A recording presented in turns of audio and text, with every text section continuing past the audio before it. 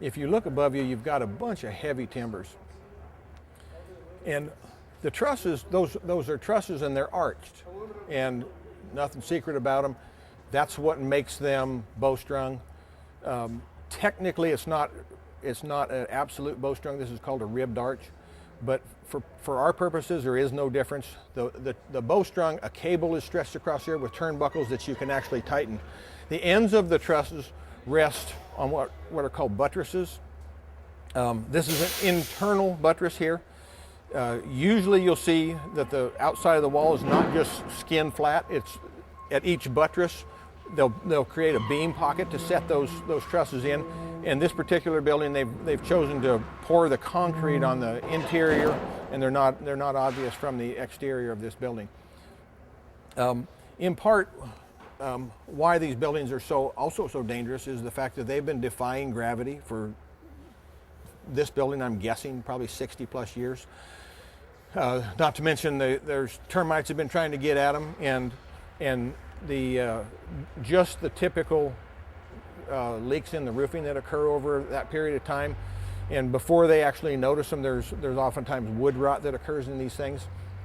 So especially in the areas that we have a tendency to get off and start sounding, where they build the crickets and in where they scupper those is the place that you'll see, and water will collect, and you'll see the wood rot, and those are so when you start sounding the roof in those corners, is areas that you'll find a lot of times soft areas of that roof.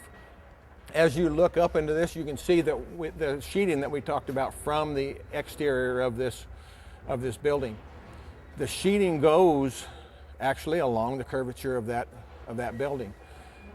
So to louver this, like we talked about, your top cut would be perpendicular to the ridge line.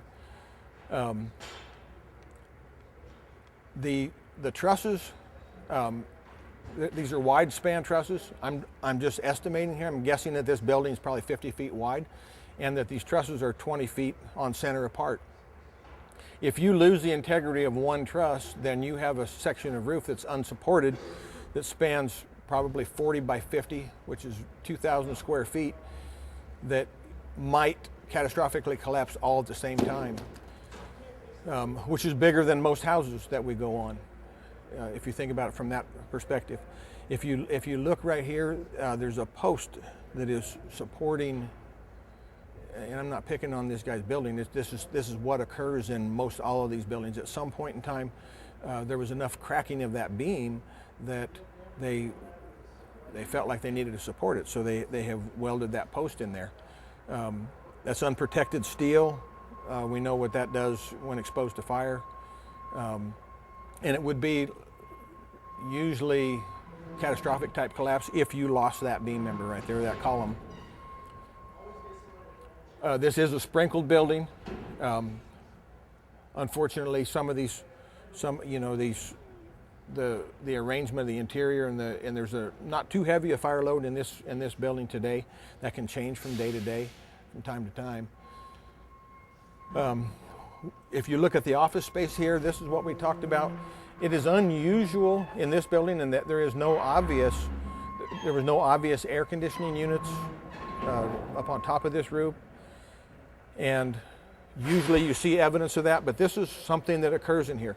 If the fire was inside of that, and we'll go up on top of here in just a second, but if the fire was inside of that, then interior crews need to address that, but your ventilation may or may not give them any relief or assistance at that point.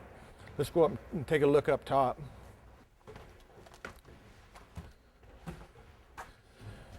This is common of what you'll see. You'll see interior stairwells that comes in this. We're just above the boss's office here, essentially.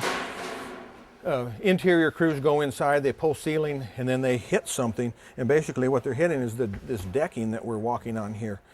And you obviously can't pull the ceiling in this.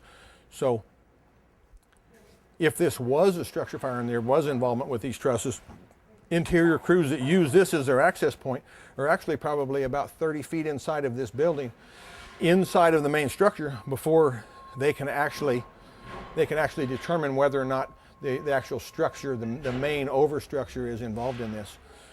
As you can see here, this is as part of the sprinkler system.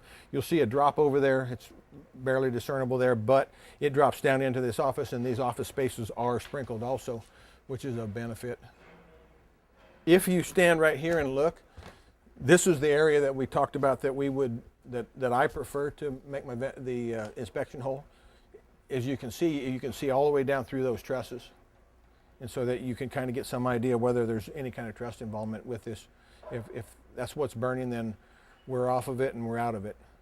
On some of these buildings, if you're gonna try and cool those trusses because you think that the contents are at least impingement on there and you're trying to cool those trusses, it's a great place to stick a nozzle, and you have reach with our nozzles that you'd reach most of the length of this building if you needed to.